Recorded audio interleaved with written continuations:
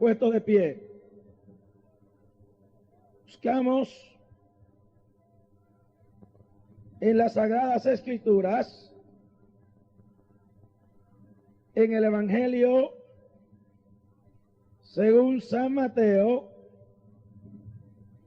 capítulo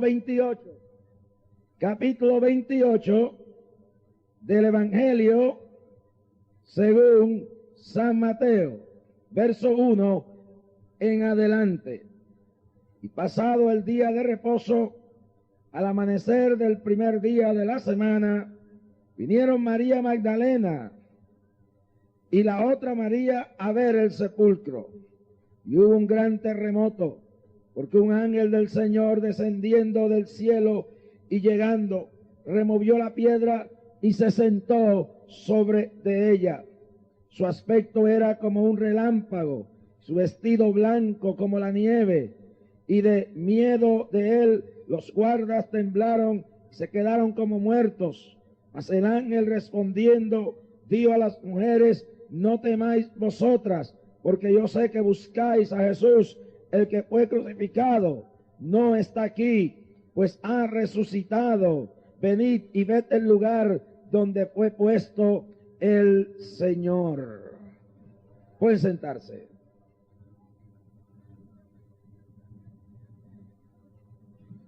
Hace casi 2000 años atrás, un día como hoy, unas mujeres salieron a ver la tumba donde Jesús había sido sepultado.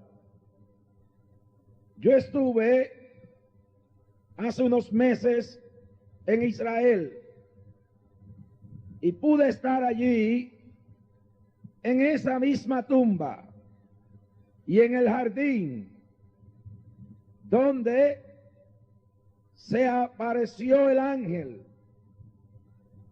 El lugar es un lugar hermoso, bello y precioso, cerca del monte Calvario, en forma de una calavera, donde días antes había sido ejecutado vilmente y crucificado el Cristo de la gloria. Y esas mujeres salieron a esa tumba. Jesús había sido crucificado y José de Arimatea, un rico, le había facilitado su tumba. La tumba de entonces no era como las de ahora. Cuando yo estuve en Israel el año pasado en varias ocasiones, me di cuenta de algo, y es que la mayor parte de Israel es un terreno pedregoso, hay mucha piedra, es muy difícil cavar más de un pie de profundidad. Por lo tanto, la costumbre era buscar cuevas o hacer mausoleos sobre la tierra. Por el terreno tan pedregoso en Israel, se ven precisados a enterrar los muertos, especialmente en aquella ocasión, en mausoleos o en cuevas.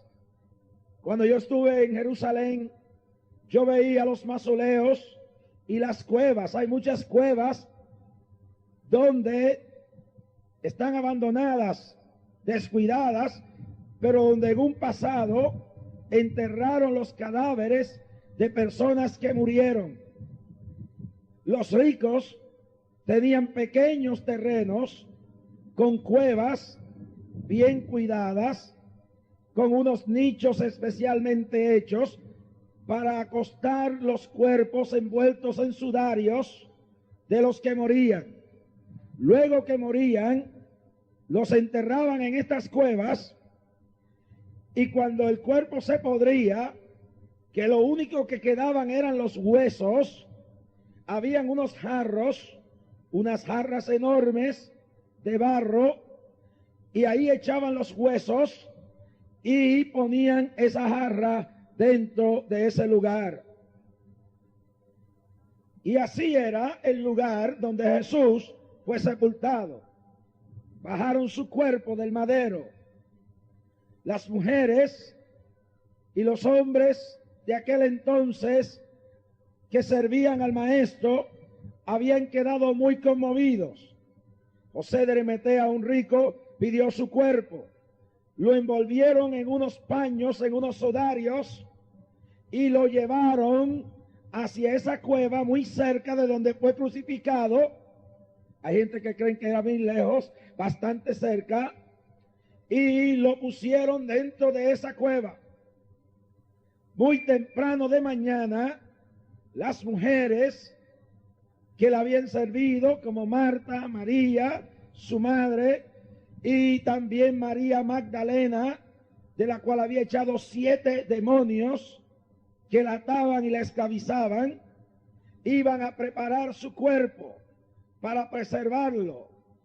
Y con el dolor de haber perdido a alguien que amaban, salieron tempranito y se encaminaron hacia aquel lugar.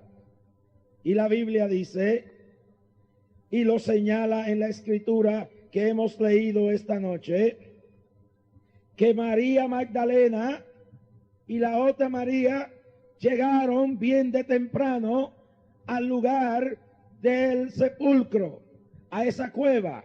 Y yo quiero que todos se imaginen el lugar, no un hoyo en la tierra, una cueva.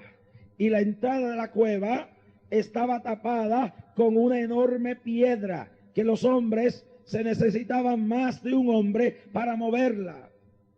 El gobierno y el Sanedrín judío tenían miedo, porque Jesús había dicho que al tercer día resucitaría. Y Herodes, temeroso de Jesús, a quien para burlarse le habían puesto un rótulo en la cabecera de la cruz, que este era el rey de los judíos, temeroso de algo que pudiera acontecer y de que los discípulos se fueran a robar su cuerpo para alegar que se había vuelto de los muertos, puso soldados. Primero una piedra inmensa que un hombre ni dos podían mover. Luego soldados, tropas del ejército para cuidar del lugar, para no dejar a nadie entrar al sitio para remover la piedra. Primero una piedra inmensa, luego un cadáver dentro de esa cueva, cubierta con una piedra inmensa, y soldados a la parte de afuera armados para impedir cualquier cosa que se hiciera con el cuerpo. Y las mujeres salieron hacia ese lugar. Pero antes de ellas llegar, un ángel había bajado del cielo. Y ese ángel, envuelto en un resplandor de luz, removió la piedra. No lo hizo el hombre, no lo hizo la mano humana, no lo hicieron los apóstoles, lo hizo Dios a través de un ángel y removió la piedra. Y desde el dentro del sepulcro, de esa cueva que yo estuve en este año, dentro de ella, se sentía vivir uno la experiencia de aquel lugar, y allí se llenó de un resplandor sobrenatural de luz, y desde la cueva se fue saliendo de sus sudarios y desenvolviéndose la figura de Jesucristo.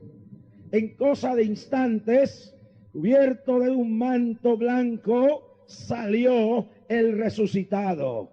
Ya no estaba muerto. Cuando María y María Magdalena llegaron, la tumba estaba vacía. Jesús no estaba allí.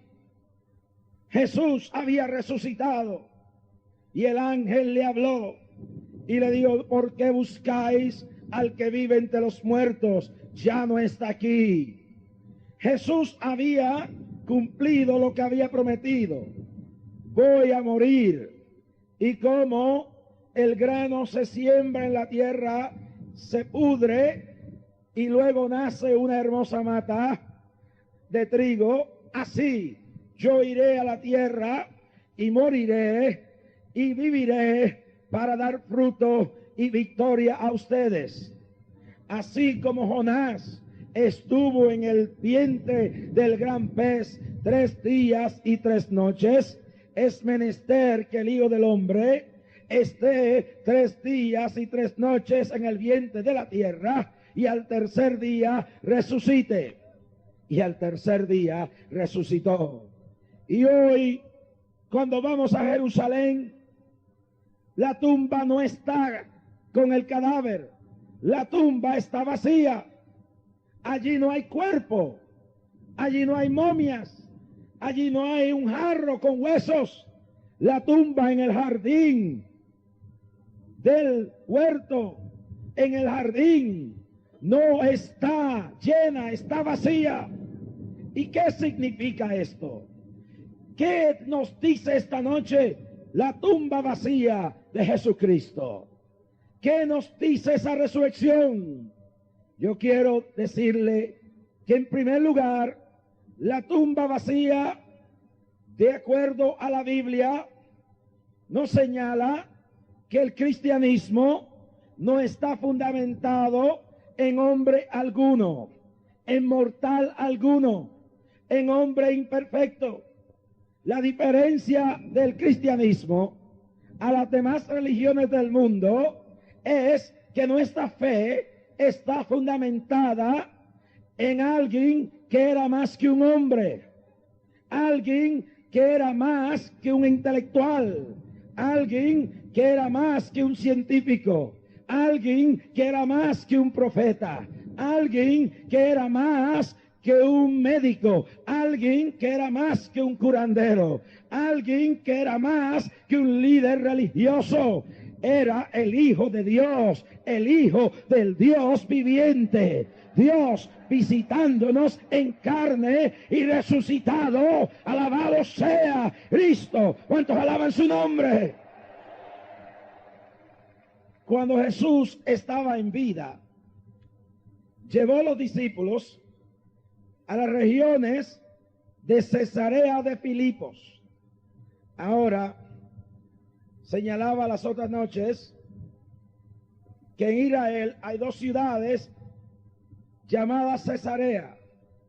Una llamada Cesarea del Mar, que queda frente al mar Mediterráneo, y frente al mar Mediterráneo se creó la ciudad de Cesarea del Mar por Herodes el Grande para entretener a los prefectos romanos que venían a gobernar a Israel. Herodes era un zorro, era un político astuto, y como todo político astuto, él tenía su gran negocio en Jerusalén, y el negocito de él era cobrar parte de los impuestos para él y todo lo que pudiera sacarle al pueblo para su gran imperio. Y los que no saben, Herodes el Grande construyó unos monumentos arquitectónicos como la ciudad de Masada en el desierto de Samaria, en el desierto de Judea, y en todos estos lugares hizo cosas tremendas: templos, construcciones, acueductos, hipódromos, circos como estos, para que se entretuviesen los prefectos como Poncio Pilato en el futuro. Y durante su reinado creó la ciudad de Cesarea de Filipos, una ciudad totalmente pagana para los romanos. Pero también creó la ciudad de Cesarea, primero la ciudad de Cesarea del Mar, pagana, y en otro lado la ciudad de Cesarea de Filipos, rodeada de unas colinas y unas montañas. La ciudad se creó y se hizo un templo enorme, un templo judío hermoso, símbolo del poder religioso de los judíos dentro del Imperio Romano. Mientras en Cesarea del Mar estaba todo el paganismo, acá, para agradar a los judíos, Herodes construyó uno de los templos más hermosos. Jesús llega a Cesarea de Filipos y lleva a sus discípulos en las afueras, en ese lugar, y les hace una pregunta: ¿quién dicen los hombres que decís que yo soy? Primera pregunta: ¿qué es lo que piensan de mí los mortales ¿Qué es lo que piensan de mí la gente común a lo largo y lo ancho de Israel? Y uno dicen, Juan, que tú eres Juan el Bautista. Otros dicen que tú eres Jeremías. Otros dicen que tú eres un profeta. Otros dicen que tú eres Elías. Y contestaron de esa forma, porque en el pueblo se tenía muchas conjeturas de quién era Jesús. Algunos decían que era Juan el Bautista, a quien Herodes había, por órdenes y petición de su esposa Herodías, que no le gustaba mucho el mensaje de Juan, porque Juan sabía que Herodes era un adúltero, le había quitado la mujer a su propio hermano. Hay gente que creen que el poder político, el poder religioso les da autoridad para ser inmorales, pero ante Dios todos tenemos que rendir cuenta de nuestra vida privada y de nuestra vida moral, y los gobernantes y los hombres y los líderes religiosos y el que limpia la calle, como el que tiene poder en sus manos, económico, político, religioso, tienen que dar cuenta de cómo viven, de cómo actúan y cómo son en la vida real. Porque hay gente que creen que pueden hacer lo que les da la gana por los dineros que tienen, por el poder religioso que tienen, por el poder político que tienen, pero no es así. Hay un Dios al cual le rendiremos cuenta algún día, aún de la más mínima y más pequeña hecho o palabra que hagamos. Y Herodes no le gustaba que hubiera un Juan el Bautista diciéndole en las calles, el rey es un adúltero. Le quitó la esposa a su propio hermano. Y menos le gustaba a Herodías. Y Herodías buscó cómo matar a Juan. Y lo mató. La historia es larga. Juan fue degollado por decir la verdad, por permanecer fiel a Dios. La Biblia dice que lo sepultaron. Pero la gente al ver a Jesús creían que era Juan que había resucitado. Pero Jesús era más grande que Juan. Elías, el profeta, había sido el profeta que también sacudió la institución religiosa y el gobierno. Acab y Jezabel, dos perversos que gobernaron a Israel, no le gustaba el mensaje de Elías. Y Jezabel buscaba cómo matar a Elías, pero nunca pudo. Y el profeta destruyó todo el paganismo de los cientos de profetas de Baal a las cuales se enfrentó en el Monte Carmelo.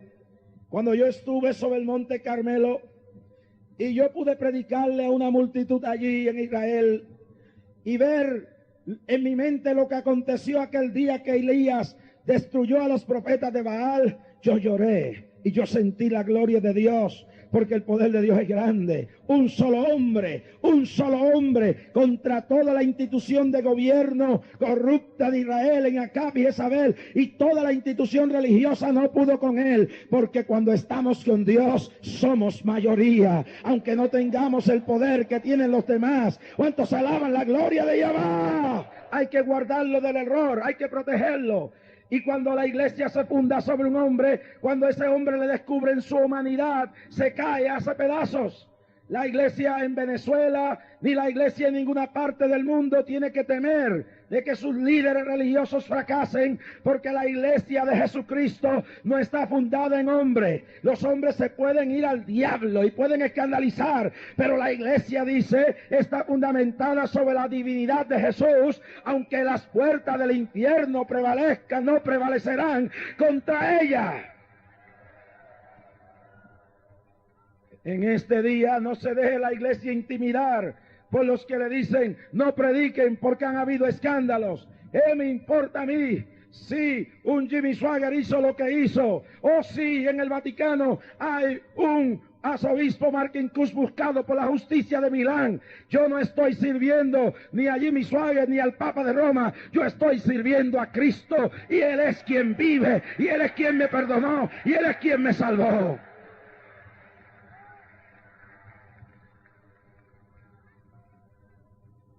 ¿Cuántos alaban la gloria de Dios? Sí, que nuestra fe no puede fallar, está fundada en Jesús. Él vive. La tumba vacía significa el fundamento de nuestra fe. Número 2, la tumba vacía significa esperanza. La tumba vacía significa esperanza para la humanidad. Esperanza y victoria. Número 3. Y número 4, significa que un día todo terminará tal y como Dios lo ha profetizado. Vamos a enumerar estas cosas que he dicho. Significa victoria sobre el temor. Pablo dice que si Cristo no resucitó, nuestra fe es vana. Pero por cuanto Jesús resucitó, los que creen en Cristo no tienen que temerle a la muerte. Cristo le quitó el aguijón a la muerte. El Cristo salir de la tumba significa que ni tú que me oyes por radio, ni tú que estás aquí, tenemos ni yo que tenerle miedo a la muerte. Quiere decir que si yo estoy en Cristo, Él dijo: yo soy la resurrección y la vida. El que en mí creyere, aunque muerto estuviere, vivirá.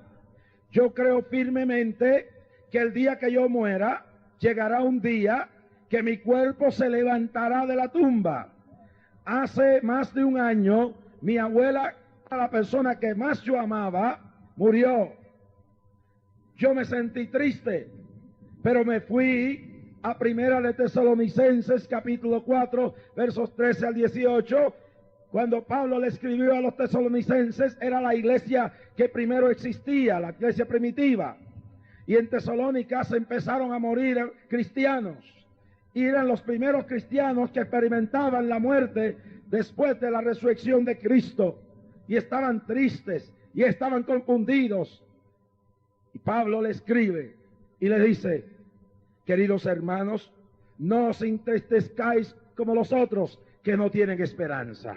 Nosotros tenemos la esperanza. La esperanza, le dice Pablo, que los que así mueren en Él, la muerte es como un sueño, y un día resucitarán los muertos en Cristo primero. Tu abuela se murió, tu mamá se murió, tu hijo se murió, tu hermana se murió, mas un día nos veremos frente a frente. La muerte no nos conquistará totalmente. Un momento ahora iremos al sepulcro, pero los que creemos en Dios no le tenemos miedo a la muerte, porque sabemos que Cristo ya la venció. Tú le tienes miedo a la muerte y te llamas cristiano. ¿Tú tienes miedo de morirte esta noche? Tú no te has convertido todavía. Yo he enfrentado la muerte más de una vez. Como humano, el cuerpo siente un poco de temor. Pero no hablo de ese temor. Hablo del pánico, la incertidumbre. Los cristianos primitivos se enfrentaron a la muerte. La hoguera, los leones, los gladiadores, las torturas más grandes. Porque creían que absorbida es la muerte. Oh muerte, ¿dónde está tu aguijón? Cristo ya te lo quitó. Ya tú no tienes que tener miedo. Hay gente escuchándome hoy que están ahí frente a la muerte con el SIDA o el cáncer. Yo he hablado con gente con SIDA, la plaga de los últimos siglos. Y el terror de ellos es saber que no hay esperanza científica ni médica, que van a morir. Mas una vez los he visto recibir a Jesús, he visto que sus vidas han cambiado. Y una vez se han arreglado con Dios, les oigo decir: si muero, sé que estoy seguro en los brazos de mi Salvador. ¿Cuántos alaban la gloria de Jehová? No hay que tenerle miedo a la muerte. Jesús ya la venció y un día nosotros resucitaremos. Esa muerte y resurrección, esa tumba vacía, significan poder. Un poder que da esperanza y que da victoria sobre la enfermedad, un poder que da victoria sobre el pecado, sobre la debilidad. Si Jesús resucitó de entre los muertos, quiere decir que Él es real, es verdadero. Yo puedo vencer mi debilidad y mi pecado. Por cuantos todos creyeron en Él, les plugó llamarles hijos de Dios. Y dijo, el que en mí cree, las obras que yo hago y mayores que ésta hará, porque yo voy al Padre. Y dijo, yo me voy, mas estas señales seguirán a los que creyeren. Y entre ellas hablarán nuevas lenguas, sanarán enfermos y echarán fuera demonios. La resurrección, la tumba vacía esta noche es un significado de poder. La iglesia no puede ser una iglesia sin virtud. Y aunque hoy tenemos computadoras, eruditos, científicos e intelectuales, la iglesia no debe depender de eso.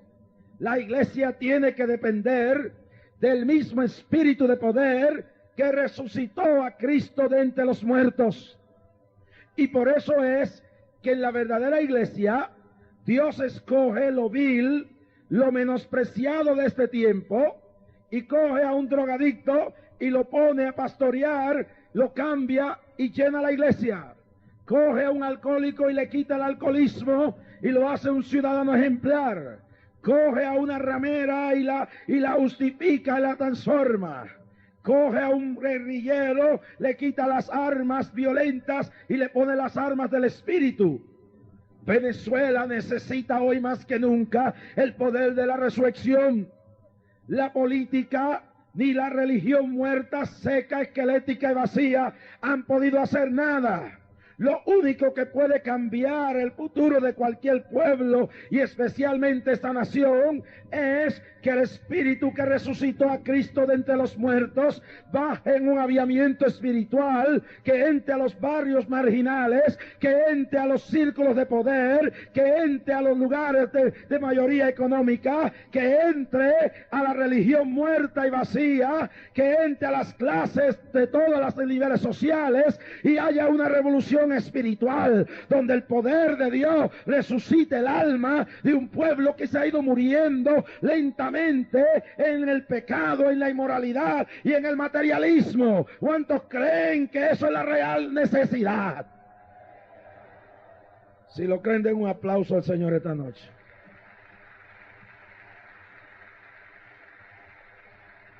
Sama Urrabasamalahaya. Esa tumba vacía habla de poder. Poder para cambiar. Cristo cambió su cuerpo de corrupción por uno incorruptible. Poder para sanar. Cuando los apóstoles salieron después de la resurrección, fueron llenos en el aposento alto, inclusive María, la madre del Señor, del Espíritu Santo, fueron y revolcaron el mundo.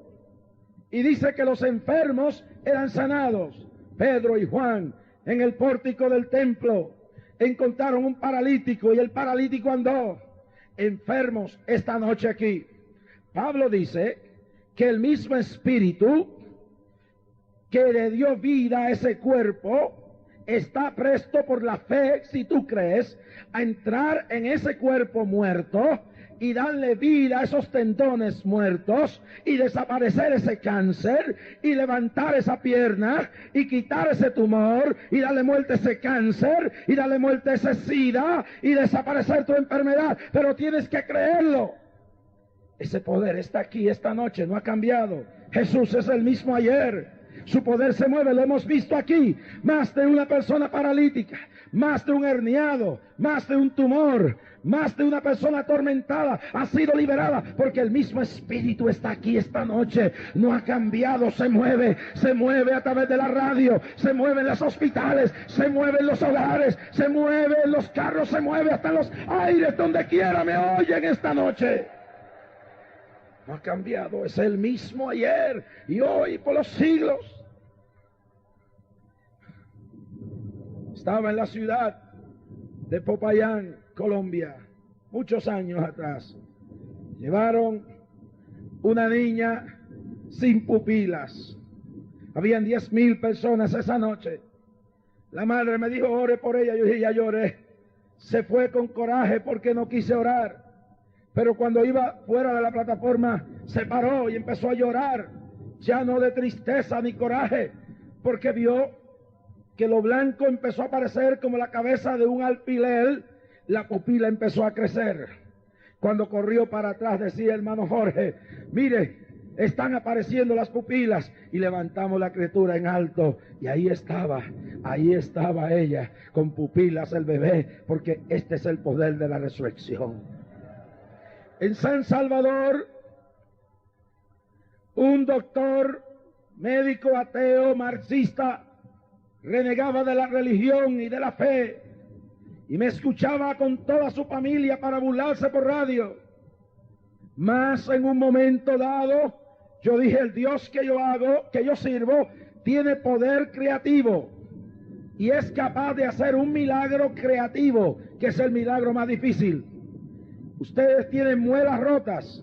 Yo creo que Dios te puede poner plata o oro dentro de eso, de la nada. El hombre se burló, pero cuando empezó a mirar la boca de su hija, la hija decía, tengo algo, una niña de 5 años, raro en mi boca. Y el doctor marxista, leninista, ateo, empezó a mirar y vio que una muela de la niña empezó a rellenarse de plata. Miró la boca de su otra hija y la plata empezó a aparecer delante de sus ojos.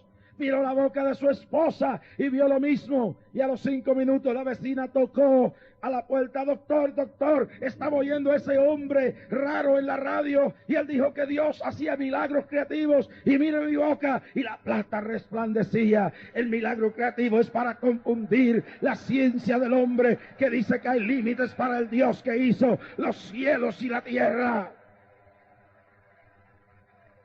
Un ciego me escuchaba esa misma noche, ciego por un ojo, y el otro de un balazo había perdido el ojo y estaba totalmente esto aquí cerrado.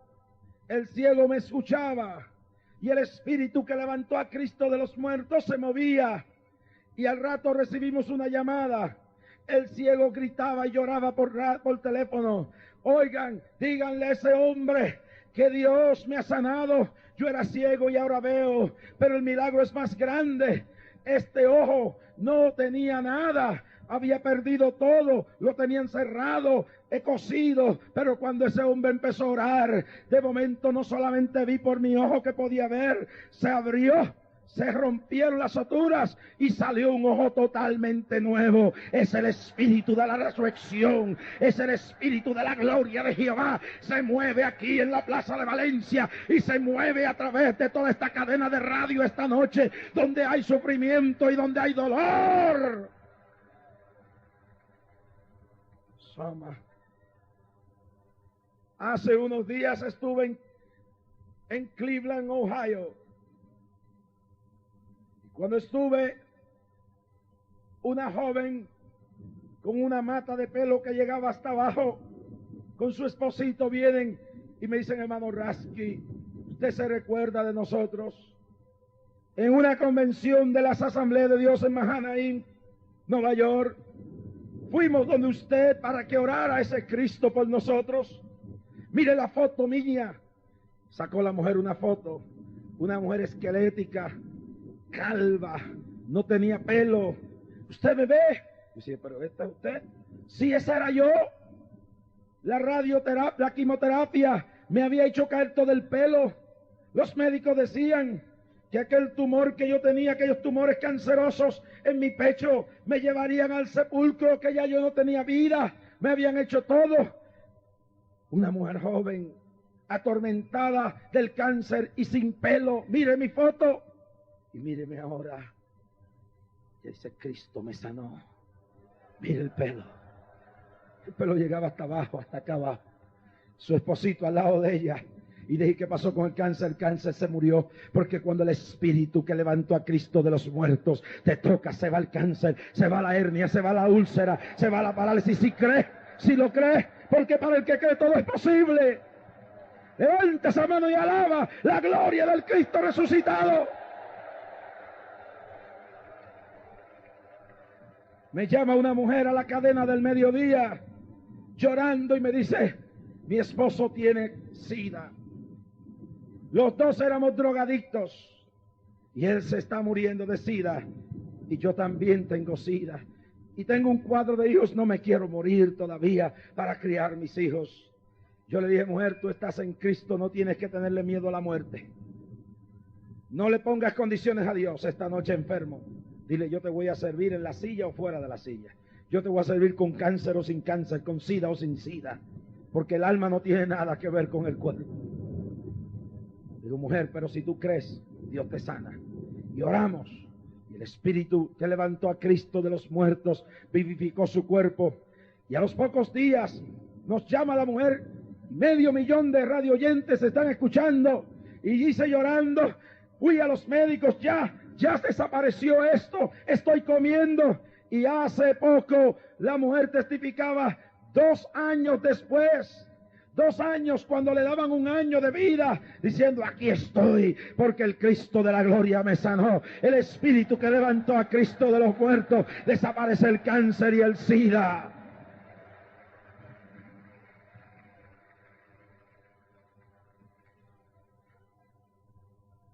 Finalmente, da victoria sobre la debilidad humana. Pablo, el apóstol, tenía un aguijón, algo que lo molestaba.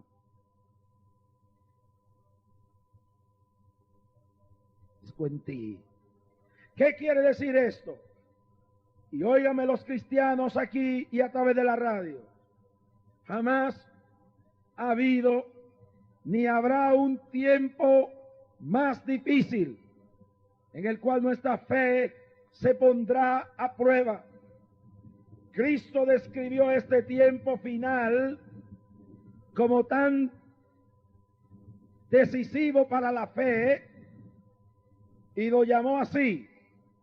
Dijo, hallará el Hijo del Hombre cuando vuelva en su gloria a la tierra fe.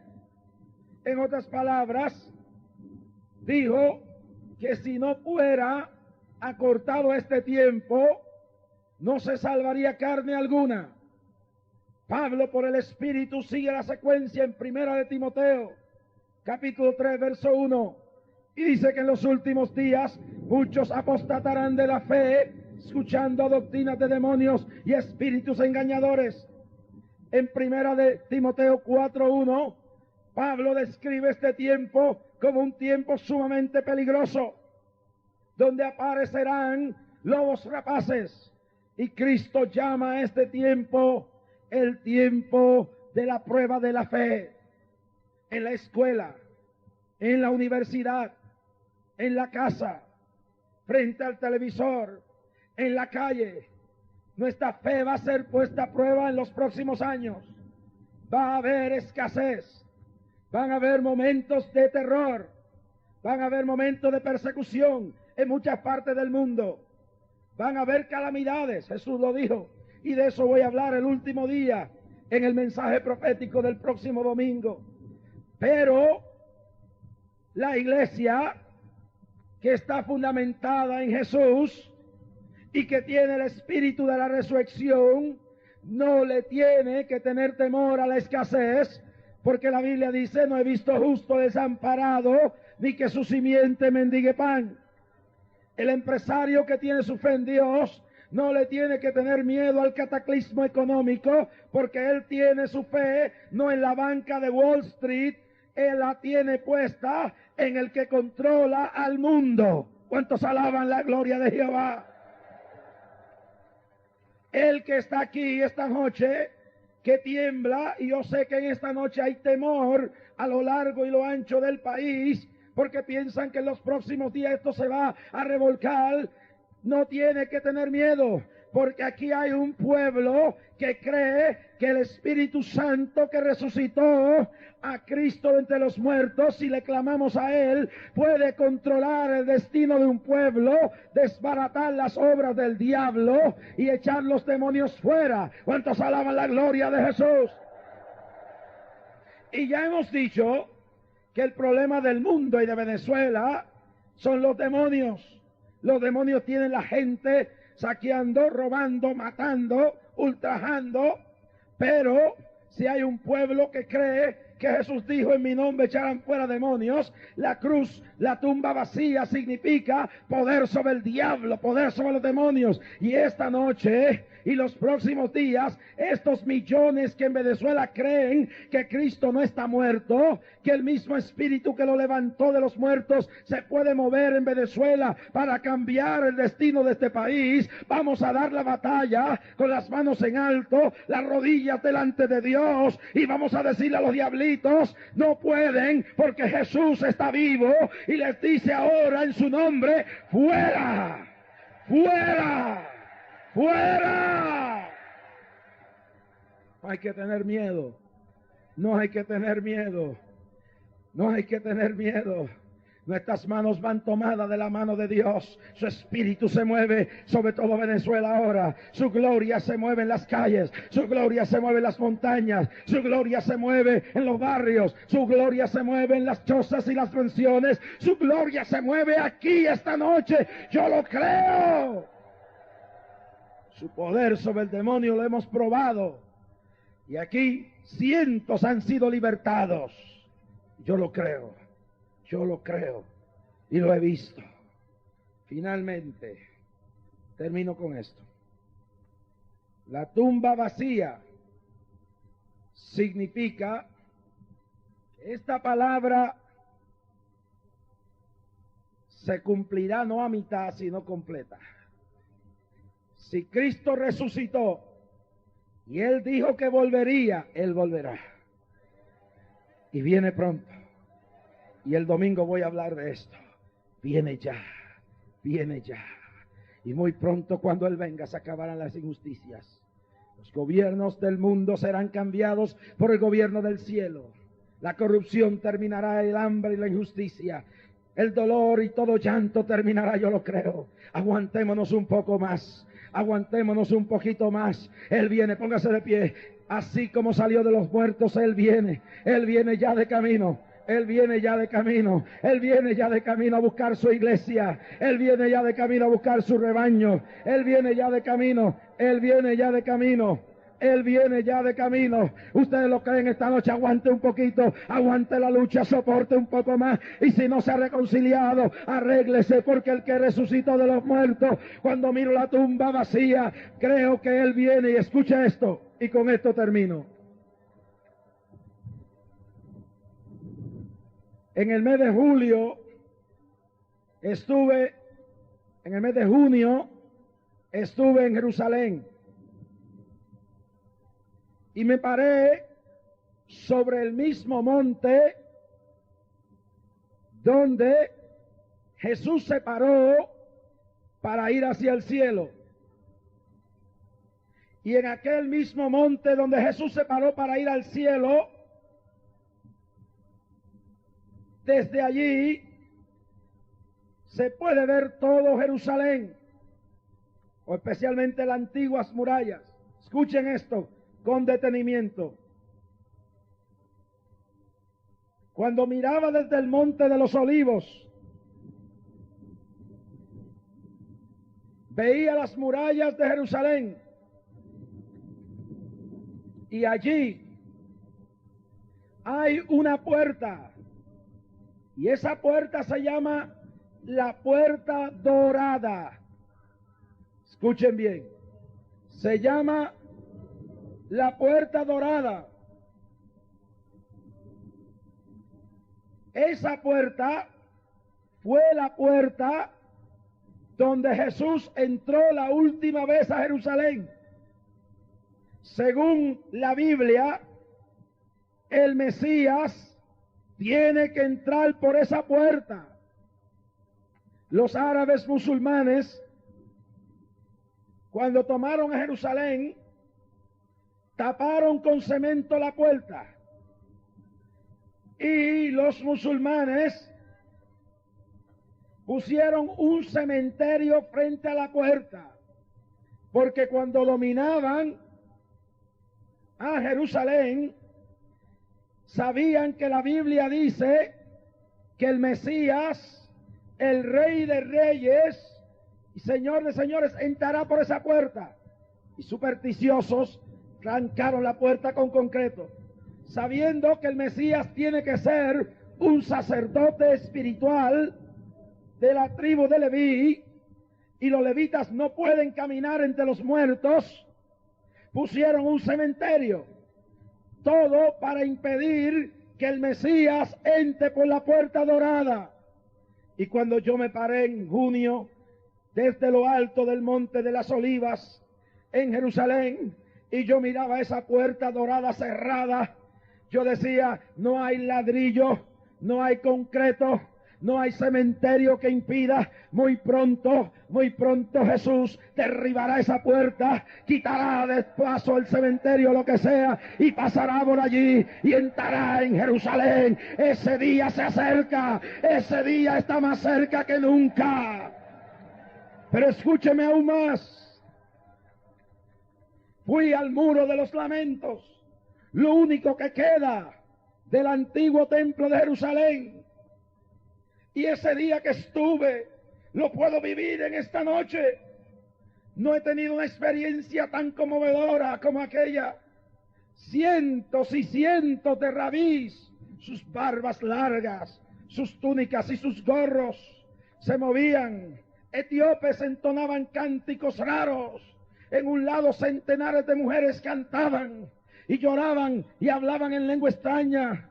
Me puse un gorro hebreo y me moví hacia los muros, y allí me puse frente a los muros y empecé a llorar, y el Espíritu Santo me hacía temblar. Los judíos me pasaban con pergaminos como en los tiempos antes. Los niños los presentaban en su adolescencia a su adultez, y allí miles de personas lloraban de todas partes del mundo. Y entonces yo le dije al guía, un día el templo musulmán, esa mezquita, desaparecerá. Y él dice, estamos orando para que se caiga, porque allí vamos a construir el templo donde entrará el Mesías, que estamos esperándolo. Y yo le dije, ese es el Cristo que yo espero. Y tuve una visión y le dije al guía judío, he tenido la visión, he visto que se ha caído el templo de la mezquita de Omar, y el día que se cae veo a cantidades de rabís que toman en sus manos los antiguos carneros de sonido, las trompetas, los veo sonándolos, y veo miles y miles de rabís, miles y miles de judíos descendiendo a los muros de Lamentación para celebrar que van a comenzar a construir el templo.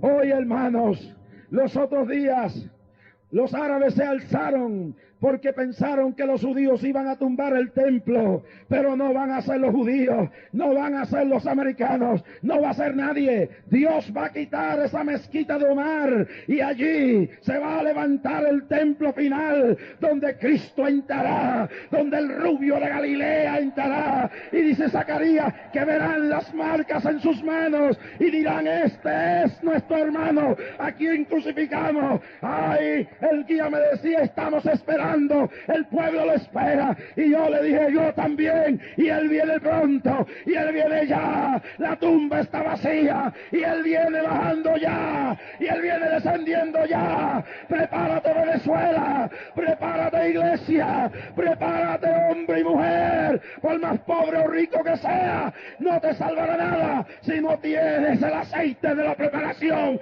Cristo viene, y viene ya. Dígalo conmigo, Cristo viene, y viene ya. Cristo viene, y viene ya. Levanta la mano y alaba